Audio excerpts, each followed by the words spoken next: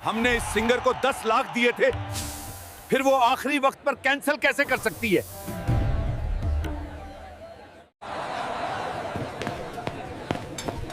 चाचू मुझे एक चांस दे, मैं गा सकती हूँ। लाहौर के इलाके गुलबर्ग में वाक़े शहर के सबसे बड़े और पुरतैश 5 स्टार मैरिज गार्डन शाहीन शादी हॉल में उस दिन खूब रौनक थी। आसमान पर चांद मुकम्मल तौर पर चमक रहा था और हॉल की चमकती हुई लाइट्स उसे और भी खूबसूरत बना रही थी। हर तरफ फूलों की मालाएं लटक रही थी, क्रिस्टल के झाड़ फानूस चमक रहे थे, इत्रों की खुशबू फैली हुई थी। ये शादी थी लाहौर के मशहूर ताजिर हाजी आरिफ खान की इकलौती बेटी साइमा की। हाजी आरिफ खान शहर के कपड़े के बड़े कारोबारी थे, जिनकी फैक्ट्रियां फैसलाबाद से कराची तक फैली हुई थी। उनकी बेटी की शादी को शहर का सबसे बड़ा इवेंट बना दिया गया था। मेहमानों में शहर के बड़े बड़े ताजिर, सियासतदान और शोबिस की शख्सियतें शामिल थी। दूल्हा, जो कि दुबई में कारोबार करने वाले एक अमीर खानदान का बेटा था, बारात लेकर आया तो हॉल तालियों और नारों से गूंज उठा। खानों का इंतजाम पाकिस्तान के मशहूर कैटर्स ने किया था। बिरयानी, कोरमा, कबाब और मुख्तलिफ किस्म के मीठे सजे हुए थे, लेकिन सबसे बड़ी कशिश संगीत का प्रोग्राम था। हाजी आरिफ खान ने पाकिस्तान की सबसे महंगी मशहूर सिंगर उर्वा खान को बुलाया गया था। उर्वा को 10 लाख रुपए एडवांस देकर बुकिंग की गई थी। वो साइमा का पसंदीदा रोमांटिक गाना दिल की धड़कन गाने वाली थी, जो शादी के लिए खास तौर पर चुना गया था। सबको यकीन था कि उर्वा की आमद से माहौल और भी गर्म हो जाएगा। लेकिन जैसे ही दूल्हा दुल्हन स्टेज पर आए और फोटोग्राफर्स तस्वीरें लेने लगे, हाजी आरिफ खान के फोन पर एक मैसेज आया। उर्वा खान ने लिखा था, माजरत, आज रात एक अहम फैमिली इमरजेंसी की वजह से नहीं आ सकती, एडवांस वापस कर दी जाएगी। ये पढ़ते ही हाजी आरिफ के चेहरे का रंग उड़ गया। उन्होंने फौरन फोन मिलाया, लेकिन फोन बंद था। मैनेजर ने भी कोशिश की, लेकिन कोई जवाब न आया। हॉल में संगीत का प्रोग्राम शुरू होने का वक्त हो चुका था। डीजे ने कुछ गाने लगा दिए, लेकिन वो आम थे। मेहमान बोर होने लगे, कुछ लोग आपस में सरगोशियां करने लगे। ये क्या हुआ? उर्वा कहा है। बुजुर्ग मेहमानों ने नाक चढ़ाई। आजकल के आर्टिस्ट काबिल एतमाद नहीं होते। बच्चे शोर मचाने लगे और कुछ मेहमान उठकर जाने की तैयारी करने लगे। हाजी आरिफ खान की इज्जत दाव पर लग गई थी। उन्होंने लाखों रुपए खर्च किए थे, शहर भर में दावतें दी थी, और अब ये सब कुछ बर्बाद होता नजर आ रहा था। उनकी बीवी रो रही थी, बेटी साइमा की आंखें नम थी, दूल्हे वालों के चेहरे पर भी शर्मिंदगी थी। पूरा हॉल सन्नाटे में डूब गया था। हाजी आरिफ अपने दोस्तों से मशवरा कर रहे थे। कोई कहता था कोई और लोकल गायक बुला ले, लेकिन इतनी बड़ी शादी पर वो कैसे चलता? इसी असना में हॉल के अगबी हिस्से में किचन का मंजर बिल्कुल मुख्तलिफ था। वहाँ गरम गरम बर्तनों की भाप उड़ रही थी, बर्तन धोने वाले शोर मचा रहे थे। वहाँ एक 12-13 साल की नन्ही सी लड़की, जिसका नाम सना था, बर्तन धो रही थी। सना गरीब घराने से थी। उसके वालिद कुछ अरसा पहले इंतकाल कर गए थे और माँ दूसरों के घरों में काम करके घर चलाती थी। सना शादी हॉल में पार्ट टाइम काम करती थी ताकि माँ का बोझ हल्का हो। वो नंगे पाव, पुराने कपड़ों में, गीले हाथों से बर्तन रगड़ रही थी, लेकिन काम के दौरान आहिस्ता आहिस्ता गुनगुनाती रहती थी। उसकी आवाज इतनी मीठी और खालिस थी कि किचन के दूसरे मुलाजिम भी रुक कर सुनते थे। सना को शादी की रौनक का अंदाजा था। वो कभी कभी किचन के दरवाजे से झांक कर स्टेज देखती और दिल ही दिल में सोचती, एक दिन मैं भी ऐसे खूबसूरत कपड़े पहनूंगी। वो उर्वा खान की बहुत बड़ी फैन थी और उसका वही गाना दिल की धड़कन बार बार गुनगुनाती थी। उसकी आवाज में कोई बनावट न थी, सिर्फ सच्चाई और दर्द था जो गरीबी ने उसे सिखाया था। सना ने हॉल में सन्नाटा देखा और मेहमानों की बोरियत महसूस की। उसके दिल में एक अजीब सी हिम्मत जागी। वो सोचने लगी, अगर मैं गा सकती हूँ तो क्यों न कोशिश करूं। उसने अपने गीले हाथों को दुपट्टे से पोंछा, बाल सवारे और किचन के मैनेजर से इजाजत मांगी। मैनेजर ने हंसकर कहा, पागल हो गई हो, तुम बर्तन धोती हो, स्टेज तुम्हारे बस की नहीं। लेकिन सना न मानी। वो सीधी हाजी आरिफ खान के पास गई। हाजी साहब गुस्से और परेशानी में थे। सना ने लरसती आवाज में कहा, चाचू, मैं वो गाना गा सकती हूँ जो उर्वा बाजी गाने वाली थी। सबने पलटकर उस गरीब सी लड़की को देखा। उसके पांव नंगे थे, कपड़े गीले और चेहरा धूल से अटा हुआ था। कुछ लोगों ने हंसी उड़ाई, ये क्या मजाक है, बर्तन धोने वाली को स्टेज पर चढ़ाओगे तो इज्जत और भी खराब हो जाएगी। हाजी साहब के दोस्तों ने भी मना किया, लेकिन हाजी आरिफ के पास कोई और रास्ता न था। उन्होंने मायूसी से कहा, ठीक है, एक गाना गाकर देख लो, अगर अच्छा न हुआ तो फौरन रोक देना। सना का दिल जोर जोर से धड़क रहा था। वो सोच रही थी कि ये उसकी जिंदगी का सबसे बड़ा मौका है।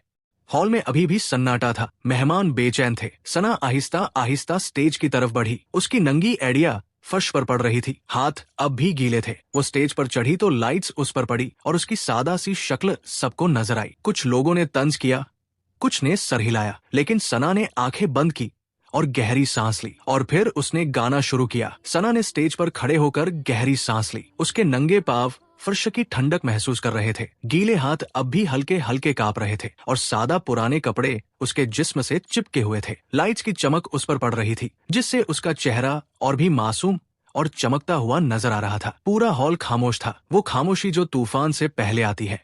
मेहमानों की नजरें उस पर जमी हुई थी। कुछ में तंज था, कुछ में तजस्सुस और कुछ में मायूसी। हाजी आरिफ खान बैठे सोच रहे थे कि शायद ये गलती थी, लेकिन अब वापसी का कोई रास्ता न था। सना ने आंखें बंद कर ली। उसके जहन में माँ का चेहरा घूम गया, जो घर पर इंतजार कर रही होंगी। उसे याद आया कि किचन में बर्तन धोते हुए वो कैसे ये गाना गुनगुनाती थी। दिल की धड़कन तुम ही तो हो, ये वही गाना था जो उर्वा खान गाने वाली थी, साइमा बाजी का पसंदीदा। सना ने इसे रेडियो पर सुन सुनकर याद कर लिया था। उसकी आवाज में कोई तरबियत न थी, कोई क्लासिकल राग की प्रैक्टिस न थी, बस दिल से निकलता हुआ दर्द और मासूमियत थी। जैसे ही उसने पहला बोल अदा किया, हॉल में एक अजीब सी लहर दौड़ गई। उसकी आवाज नरम थी, लेकिन इतनी पाकीज़ा कि दूर बैठे मेहमान भी साफ सुन रहे थे। कोई बनावटी लहजा नहीं, कोई ज्यादा हाई नोट्स नहीं, बस सीधी सादी सुरीली आवाज जो दिल के तारों को छू रही थी। पहले तो लोगों को यकीन न आया। एक साहब ने अपनी बीवी से पूछा, ये रिकॉर्डिंग तो नहीं चल रही? लेकिन जब सना ने दूसरा बंद शुरू किया,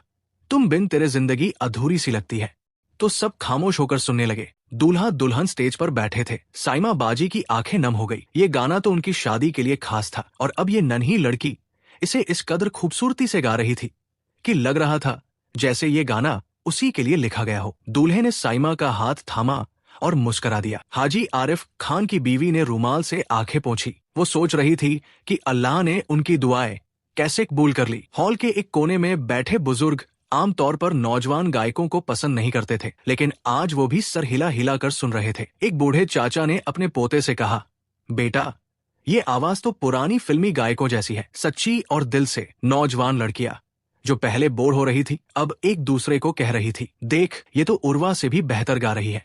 इसकी आवाज में कुछ तो जादू है। सना गाते गाते भूल गई थी कि वो स्टेज पर है। उसकी आंखें बंद थी और वो अपने ख्यालों में खोई हुई थी। उसे याद आ रहा था कि किस तरह वो किचन में बर्तन धोते हुए ये गाना गाती थी ताकि थकावट न महसूस हो। उसकी आवाज में गरीबी का दर्द था, माँ की मेहनत की कद्र थी और ख्वाबों की चाह थी जो अब तक दबे हुए थे। जब वो हाई नोट पर पहुंची, तुम ही तो हो मेरी मोहब्बत की वजह, तो उसकी आवाज ने पूरे हॉल को जकड़ लिया। कोई खासा भी तो नहीं। अचानक एक तरफ से ताली बजी, फिर दूसरी तरफ से, और फिर पूरा हॉल तालियों से गूंज उठा। लोग खड़े हो गए, बुजुर्ग, बच्चे, नौजवान, सब दाद दे रहे थे। कुछ लड़कियों ने मोबाइल निकालकर वीडियो बनानी शुरू कर दी। एक मशहूर म्यूजिक प्रोड्यूसर जो हाजी साहब के दोस्त थे, अपनी सीट से उठकर करीब आ गए।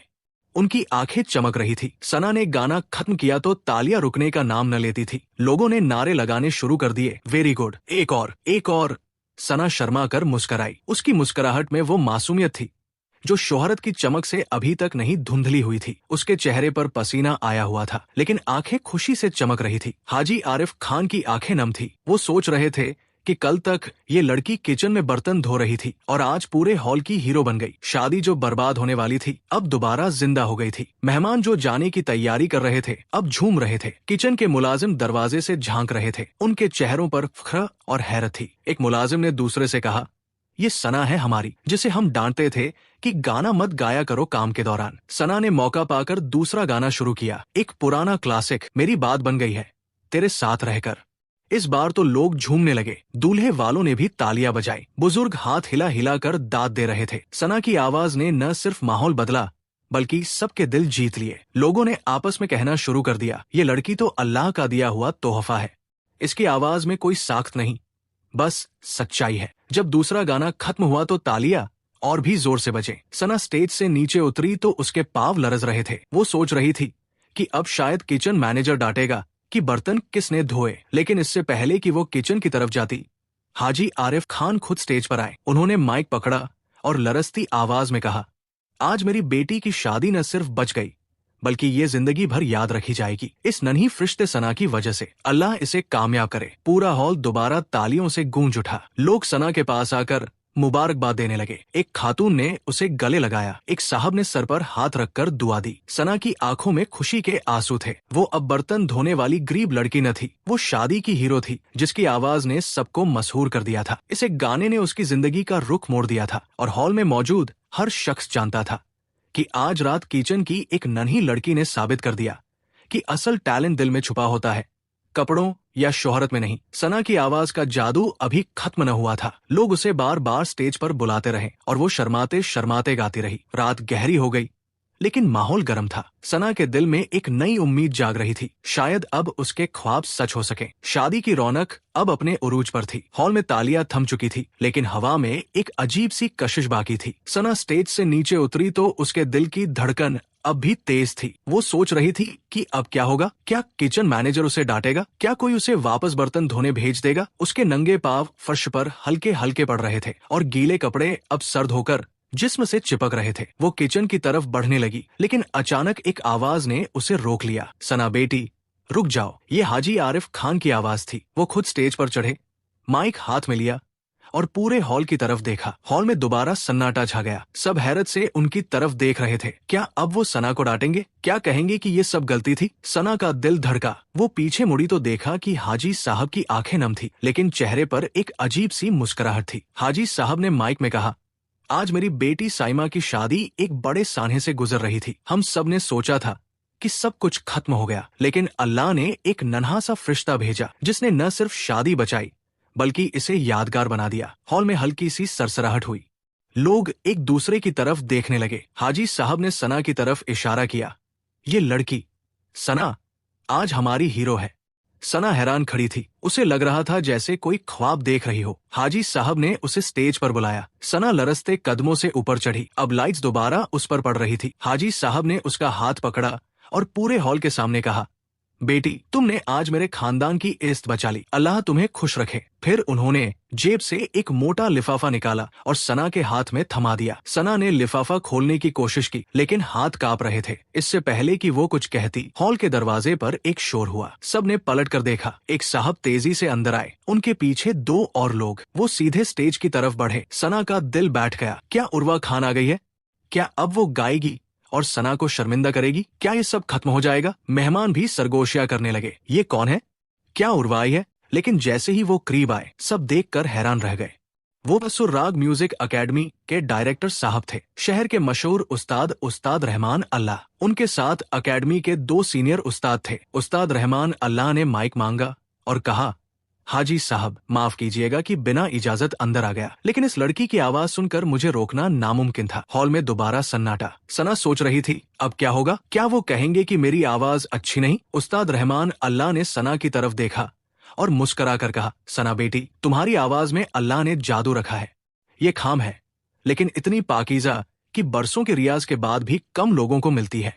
हम तुम्हें अपनी एकेडमी में मुकम्मल मुफ्त ट्रेनिंग देना चाहते हैं।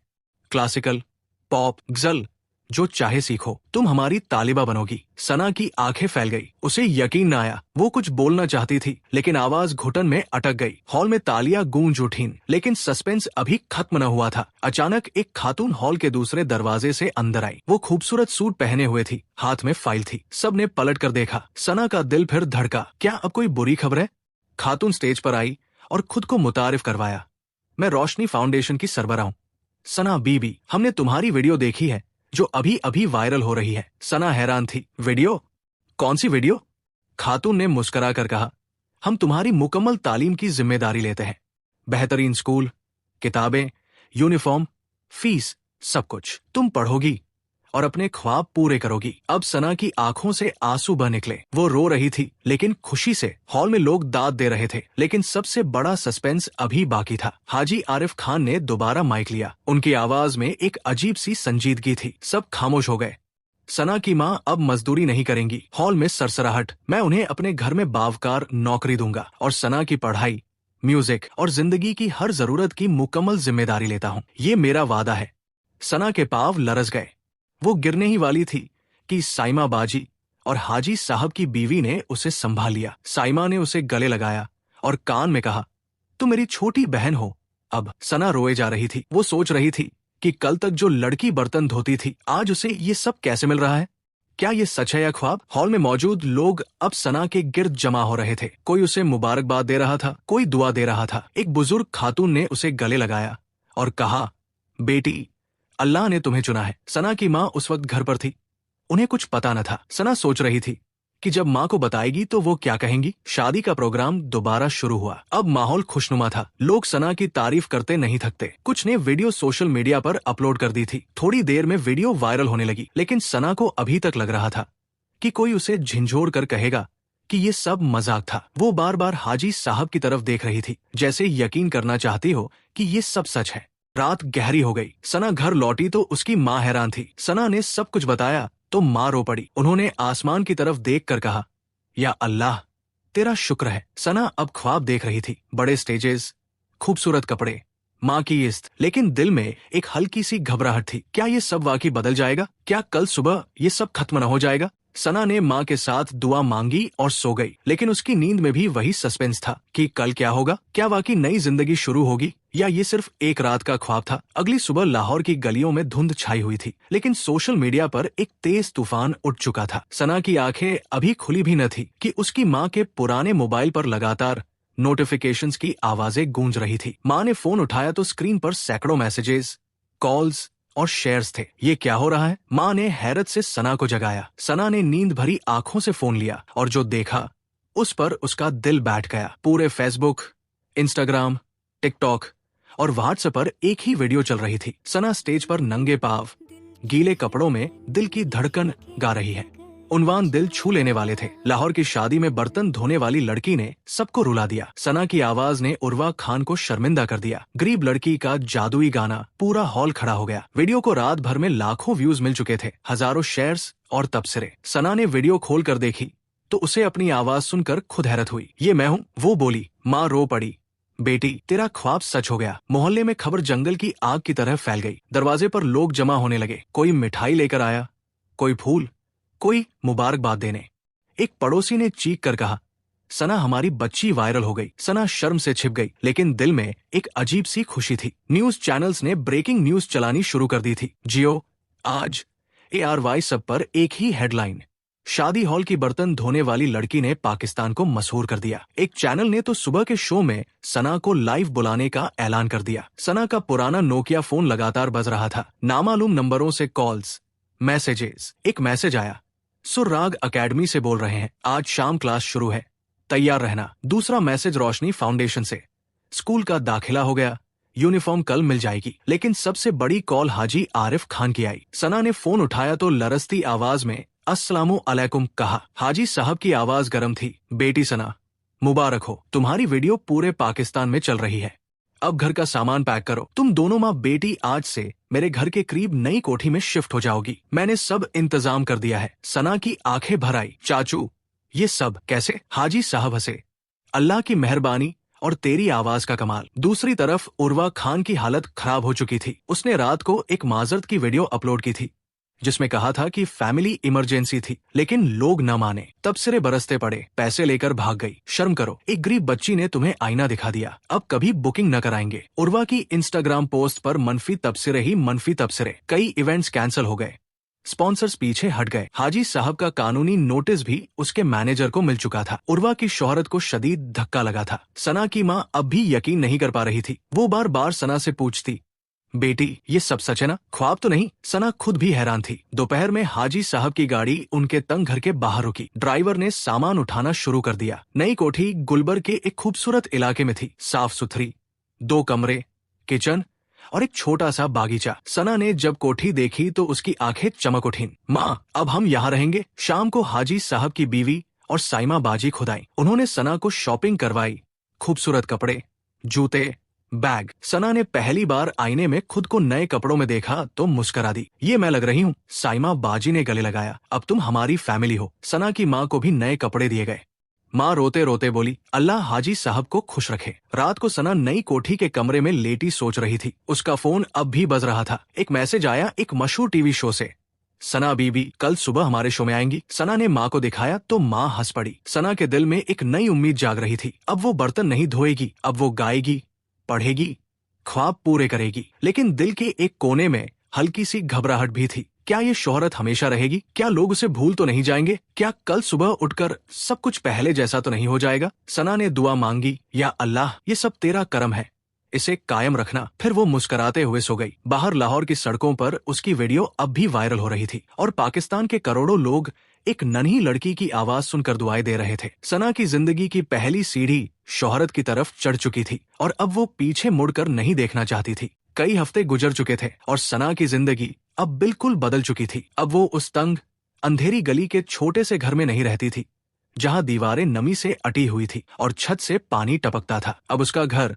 गुलबर्ग की एक साफ सुथरी कोठी थी जहां सुबह की धूप खिड़कियों से अंदर आती थी और हवा में फूलों की खुशबू फैली रहती थी। सना का कमरा अलग था। गुलाबी रंग की दीवारें, एक बड़ा आईना, अलमारी भरी खूबसूरत कपड़ों से और एक छोटा सा टेबल जिस पर उसकी नई किताबें और म्यूजिक नोट सजे रहते थे। हर सुबह सना एक अच्छे प्राइवेट स्कूल की यूनिफॉर्म पहनकर तैयार होती। रोशनी फाउंडेशन ने न सिर्फ दाखिला करवाया था बल्कि बेहतरीन इंग्लिश मीडियम स्कूल चुना था जहां शहर के अमीर बच्चे पढ़ते थे। पहले दिन जब सना स्कूल गई तो उसे लगा कि वह किसी फिल्म में आ गई है।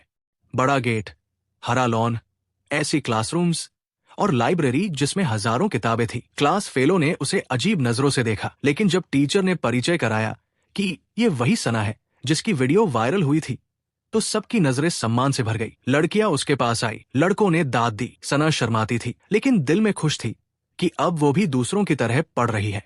स्कूल के बाद सना सीधे सुर्राग म्यूजिक एकेडमी जाती। वहां उस्ताद रहमान अल्लाह खुद उसे क्लासिकल म्यूजिक सिखाते थे। पहले दिन जब सना एकेडमी में दाखिल हुई तो उसे यकीन न आया। बड़ा hall, piano, harmonium, tabla, sitar, सब कुछ था। उस्ताद साहब ने उसकी आवाज सुनी और कहा, सना, तुम्हारी आवाज में राग दरबारी का दर्द है, राग यमन की मिठास है, ये अल्लाह का तोहफा है, बस अब इसे संवारना है। सना रोज रियाज करती, सरगम, अलकार, तान। उस्ताद कहते, तुम्हारी आवाज खाम है, लेकिन इसी खाम में सच्चाई है।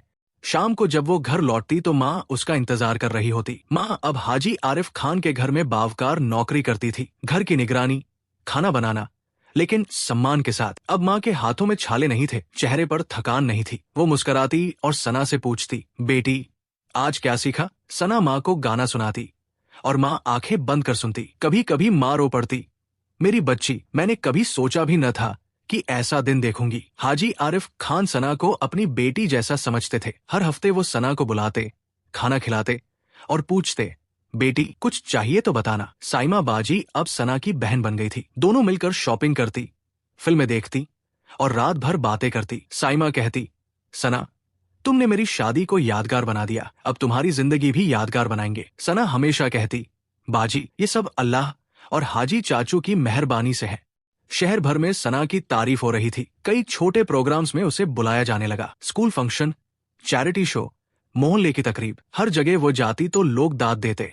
एक बार एक बड़े टीवी शो में उसे बुलाया गया। लाइव परफॉर्मेंस थी। सना घबरा रही थी, लेकिन जैसे ही उसने गाना शुरू किया पूरा स्टूडियो तालियों से गूंज उठा। मेजबान ने कहा, सना, तुम पाकिस्तान की नई उम्मीद हो। शो के बाद सना का इंस्टाग्राम अकाउंट बना दिया गया जो कुछ ही दिनों में लाखों फॉलोअर्स तक पहुंच गया। सना अब नंगे पाव नहीं थी, गीले कपड़ों में नहीं थी। वो खूबसूरत लिबास पहनती, जूते पहनती और परातमाद होकर स्टेज पर चढ़ती, लेकिन उसका दिल वही मासूम था। वो कभी घमंड न करती। जब कोई उसकी तारीफ करता तो वो कहती, ये सब अल्लाह की मेहरबानी है, मैं तो वही सना हूँ जो किचन में बर्तन धोती थी। स्कूल में भी वो गरीब बच्चों की मदद करती, अपनी पुरानी किताबें बांटती। एक दिन उस्ताद रहमान अल्लाह ने सना को बुलाया और कहा, बेटी तुम तैयार हो, अब एक बड़ा प्रोग्राम है, लाहौर म्यूजिक फेस्टिवल, तुम वहां परफॉर्म करोगी। सना हैरान रह गई। वो फेस्टिवल जहां बड़े बड़े गायक आते थे। सना ने घर जाकर माँ और साइमा बाजी को बताया तो सब खुशी से पागल हो गए। हाजी साहब ने नए कपड़े बनवाए, प्रैक्टिस का खास इंतजाम किया। सना अब ख्वाबों की दुनिया में थी। वो सोचती कि कल तक जो लड़की बर्तन धोती थी